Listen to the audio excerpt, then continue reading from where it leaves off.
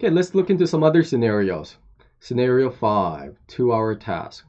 Your supervisor has casually asked you to look into something, so maybe on a hallway or on a chat, just casually, didn't formally ask you to do something, but casually said, oh yeah, maybe it would be good if you looked into X, Y, and Z. Your supervisor mentioned this in one of the meetings, but have not provided any deadline for this.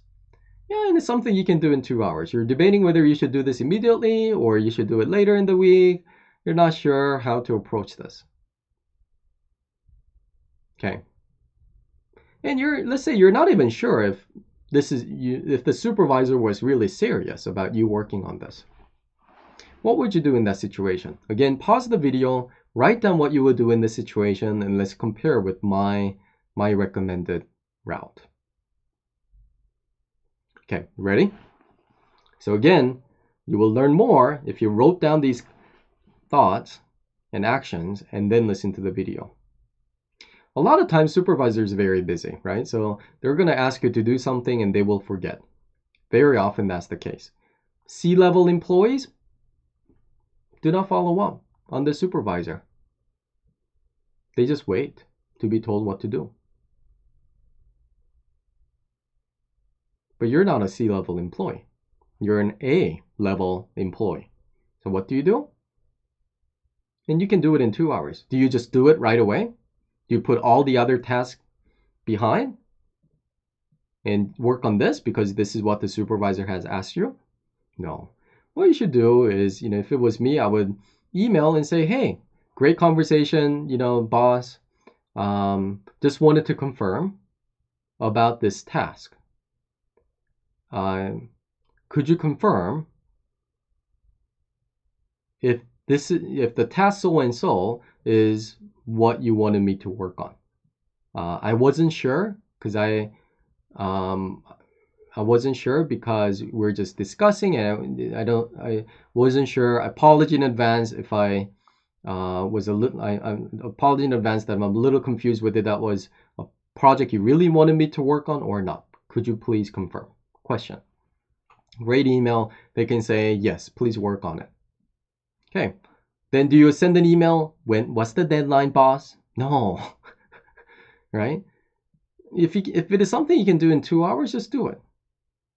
Right? And they didn't give a deadline, which probably means, it's not super urgent, but, something that could be done something they would love to hear back in a few days. Right? So just automatically assume no deadline, so a few days. But anything that would take you more than a few days, then what I would have done is in the first email, not in the follow-up email, I would say, is this what I understand to be? And if yes, I think I would need about X amount of time.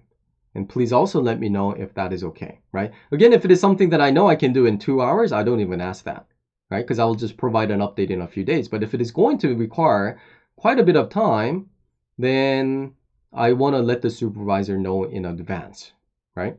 So anyway, so you want to proactively think about approach in communication, and by default just get it done in few days and then send that update. Again, if the information can be conveyed in a few minutes, email is fine. If the information that you want to convey will require more than a few minutes, set up a meeting, 10-minute meeting, 15-minute meeting, 30-minute meeting, maybe a 1-hour meeting with the supervisor. Be proactive about scheduling that. So that supervisor, all they have to do is yes, no. You want to make their response as efficient as possible. Okay? Now, what if you had so many tasks and you're overwhelmed and you're not sure exactly how to prioritize this? Well, you can email that, right? And say, hey, boss, so yes, I'm excited about the project. You want to be positive on the same term. I need some help. There are a lot of current projects that I'm working on and just wanted to, so that email, again, got to be short, a few sentences.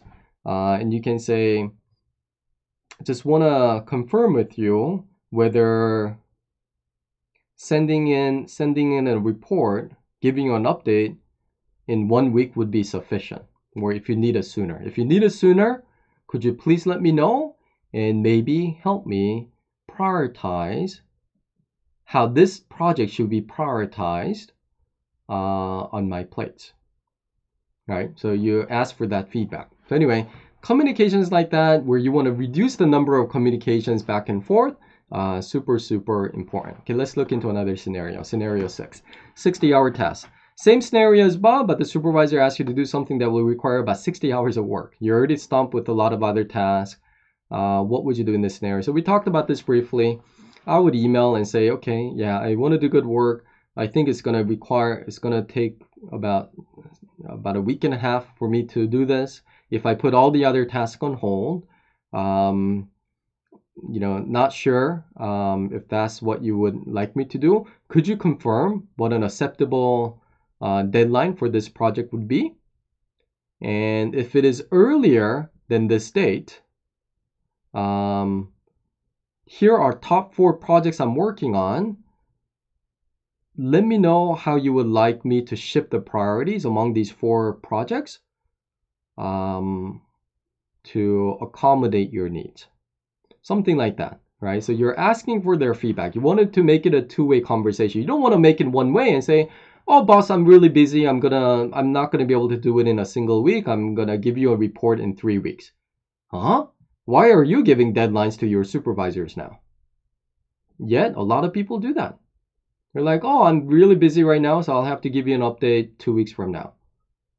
Why did you not consider the option that the supervisor could easily shift priorities of current projects? And there is a possibility that your supervisor may look at some of your priorities at your top projects and be like, oh, that project, you actually don't need to work on that anymore.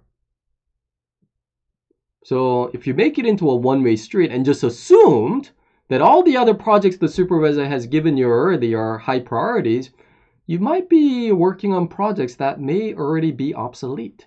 That happens a lot because there's all these new things that are going on. So if you are the one that brought, okay, these are the 4 priorities and 4 projects with high priorities with deadlines that you've given me that I'm currently working on, and if you think this should be placed as priority 2 or priority 5 or priority 1, please let me know. You're giving the supervisor an opportunity to write a short email and says, thank you for your email. Number 3, number 5 project, why don't you put that on hold indefinitely? Number 1, the deadline can be moved into this, and the current project, move the deadline to so and so. Perfect, great. 2-sentence email from the supervisor and you're done, right? Effective communication.